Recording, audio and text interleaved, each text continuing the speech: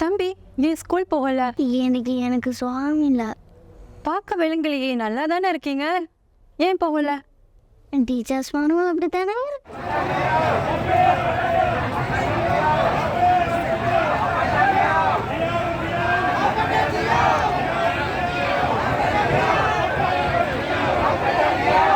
இன்னைக்கு இது மிஸ்டேக் இருக்கா? இன்றைக்கு கிராம உத்தியோகத்தர்களோட ஸ்ட்ரைக்கும் அரச பதிவாளர்களோட ஸ்ட்ரைக்கும் இருக்கு. அப்போ டீச்சர்ஸ் ஸ்ட்ரைக் அது நேத்தும் இருந்தது, இன்னைக்கும் இருக்குது, இனிமே போகுமான்னு தெரியல. கேம்பஸ் ஸ்ட்ரைக் அது 2 மாசமா போய்கொண்டிருக்கே. இப்போ நாட்டில் எல்லா இடத்துலையும் ஸ்ட்ரைக்கா? எல்லா இடத்துலையுமே ஸ்ட்ரைக் தான். ஸ்ட்ரைக் பண்ணுறாங்க. ஒவ்வொருத்தருக்கும் ஒவ்வொரு பிரச்சனை, சம்பள முரண்பாடு பிரச்சனை, இப்படி பல பிரச்சனைகள் இருக்கு.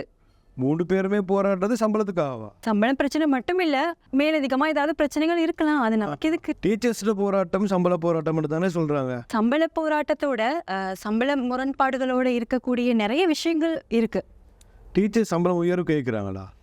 சம்பள உயர்வு மட்டும் கேட்கல, இந்த பிரச்சனை ஈஸியாக தீர்த்து கொள்ளலாம். ஆனால் அவங்க சம்பள முரண்பாட்டை அடிப்படையாக வச்சு தான் இந்த போராட்டத்தை முன்னெடுத்திருக்காங்கன்னு நினைக்கிறேன். சம்பள முரண்பாட்டுக்கு 2001ஆம் ஆண்டு சுபோதினி அறிக்கையில் ஒரு தீர்வு வச்சாங்க தானே, அதுக்கு என்ன நடந்துச்சு? அது 3ல் 1 பங்கு தான் நிறைவேற்றினாங்க, 3ல் 2 பங்கு நிறைவேற்றணும். அது அந்த மாதிரி நிறைய ஒரு சிக்கல்கள் காணப்படுது தான். அதையும் கொடுக்காம இருக்கிறாங்க. அதுக்கு இனி பிரசிடென்ட் சொல்லியிருக்காரு காசு இல்லைன்னு. உண்மையிலேயே நம்ம நாட்டில் காசு இல்லாத ஒரு பிரச்சனை ஒன்று இருக்குதானே. கொள்ளையடிச்ச பணத்திலேருந்து வாங்கி கொடுக்கலாம் தானே. கொள்ளையடிச்ச பணங்களை வாங்கி கொடுக்கலாம், ஆனால் அது யார்கிட்ட இருந்து வாங்கி கொடுக்கறதுன்னு தான் தெரியல. சரி, டீச்சர்ஸுக்கு சம்பள உயர்வு தேவைன்னு போராடுறாங்க, அது சரியாக இருக்கலாம். அவங்களுக்கு சம்பள உயர்வு கொடுக்கத்தான் வேணும். முன்ன மாதிரி இப்போ டீச்சிங் அவங்க நிறைய கஷ்டப்படுறாங்க. ஸ்கூல் விட்டு வந்துட்டு பிறகும் வேலை செய்கிறாங்க, கிளாஸ் வைக்கிறாங்க, படித்து கொடுக்குறாங்க. இப்படி பெரிய ஒரு போராட்டம் நடத்துகிறாங்க.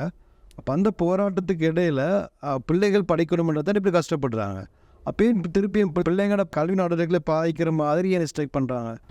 பிள்ளை தான், ஆனால் மாணவர்களுக்காக ஆசிரியர்கள் ரொம்பவே கஷ்டப்படுறாங்க தான். ஆனால் அதுக்காக ஒரு 2 நாள் ஒதுக்கி போராட்டத்துக்காக மாணவர்களும் பெற்றோர்களும் ஒரு ஒத்துழைப்பு கொடுத்தாதான் என்ன? அதான் இந்த போராட்டம் முடியத்தானே வேணும்.